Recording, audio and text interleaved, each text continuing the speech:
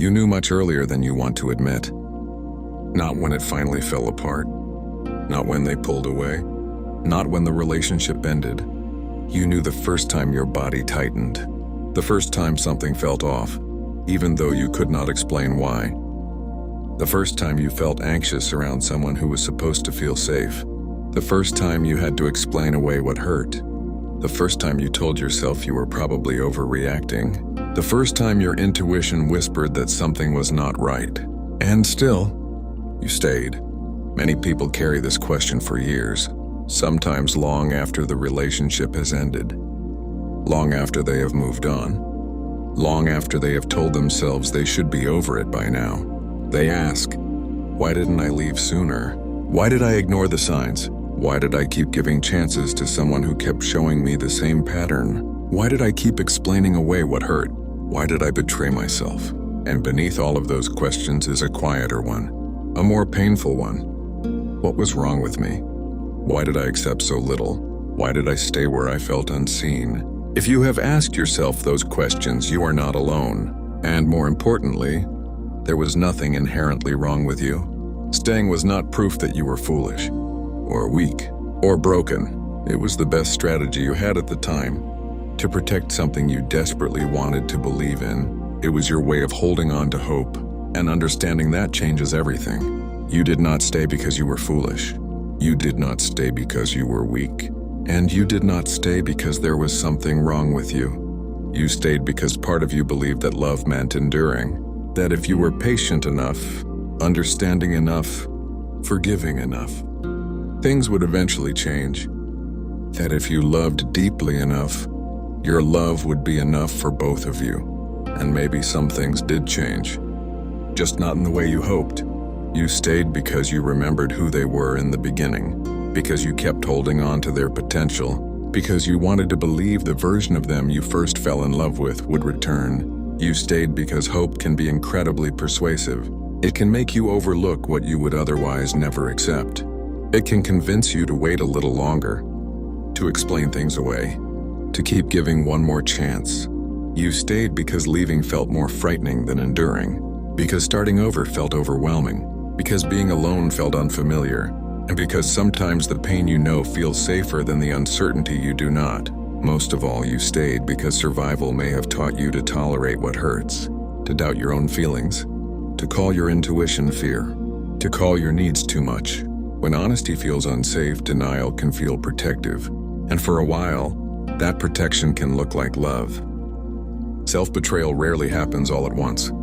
It rarely feels dramatic, and most of the time it feels subtle, quiet, almost reasonable. You laugh at something that hurt. You say it's okay when it wasn't. You tell yourself you're overreacting. You convince yourself you're expecting too much. You silence the part of you that knows better. And little by little, you stop trusting your own inner voice. Then something begins to change. You stop speaking up. You stop asking. You stop expecting. You become more careful, more quiet, easier to keep, easier to disappoint.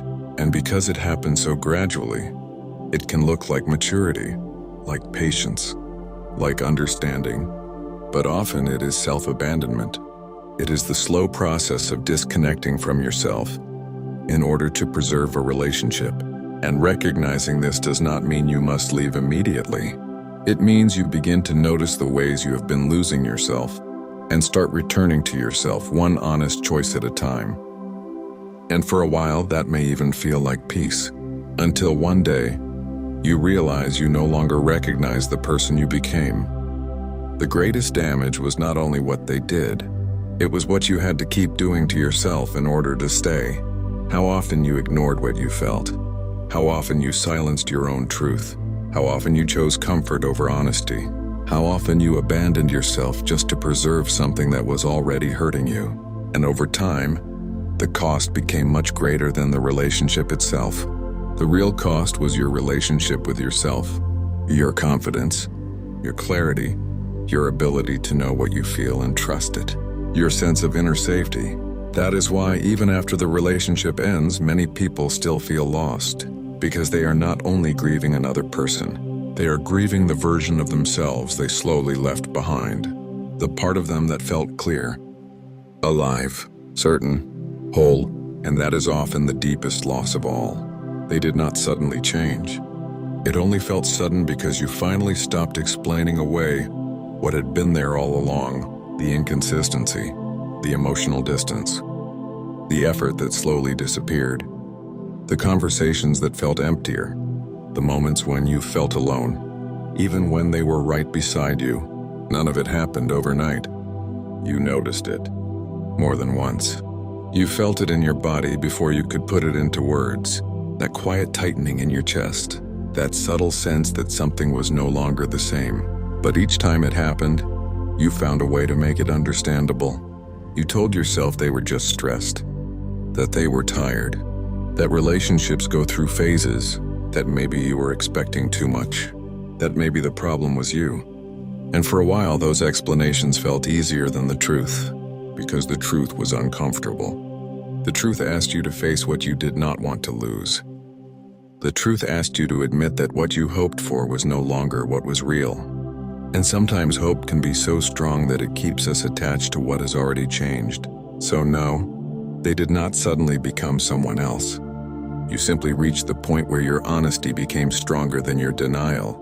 And once you see clearly, it becomes much harder to pretend you do not know. Healing is not becoming emotionally numb. It is not convincing yourself that none of it mattered. It is not pretending you no longer care. And it is not turning your pain into proof that you should never trust anyone again. Healing is much quieter than that. And trusting yourself does not always mean leaving immediately. Sometimes it means staying with clearer eyes, setting boundaries, releasing unrealistic expectations, and refusing to lose yourself while you decide what comes next. Learning to listen when something feels wrong. Learning to stop arguing with what you already know. Learning to believe your own feelings instead of immediately dismissing them. For a long time, you may have been taught to doubt yourself, to minimize what hurt, to call your intuition overthinking, to call your needs too much, to call your silence maturity. Healing begins when you stop doing that. When you stop treating your inner voice like an inconvenience. When you stop abandoning yourself to keep others comfortable. When you begin to respond to your own feelings with honesty and compassion. Healing does not mean you will never feel hurt again. It means you no longer need to betray yourself to feel loved. It means you stop shrinking to fit into places that require you to disappear. It means peace is no longer built on denial. It is built on truth, on self-respect, on the quiet decision to trust what you feel, even when that truth is uncomfortable. Even when it asks you to let go. Healing is rebuilding the relationship you have with yourself. One honest moment, one clear boundary, one truthful decision at a time. Ask yourself one honest question. What do I already know, but keep trying not to face? Sit with the answer. Do not explain it away.